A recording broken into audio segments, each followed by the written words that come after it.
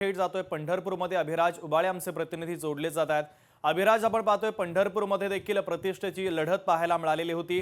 देवस्थान विकास आघाडीच्या माध्यमातून एक नवीन राजकीय समीकरण या ठिकाणी अस्तित्वात येत असल्याचं पाहायला मिळालेलं होतं। कोणत्या विभागामध्ये आता निवडणूक अधिकाऱ्यांच्या वतीने कशा पद्धतीची तयारी करण्यात आलेली आहे, पोलिसांचा नेमका कसा बंदोबस्त असेल, कोणत्या विभागामध्ये साधारणतः किती फेऱ्या होणार आहे? नक्कीच या ठिकाणी पंढरपूर नगर परिषदेसाठी 2 तारखेला 2 डिसेंबर रोजी मतदान पार पडलं आणि आज याची मतमोजणी होणार आहे। या ठिकाणी आपण बघू शकताय पोलिसांचा तगडा बंदोबस्त 2 डिसेंबर पासून या ठिकाणी आजपर्यंत ठेवण्यात आलेला आहे।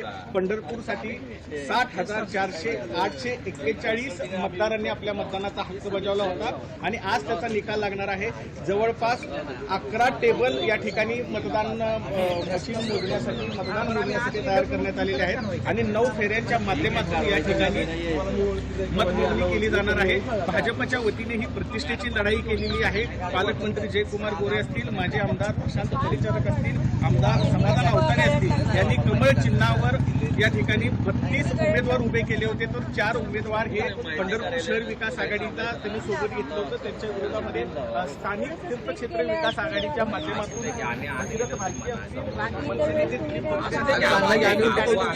निश्चितच अभिराज, अत्यंत महत्त्वाचे अपडेट तुम्ही पोहोचवलेले आहे।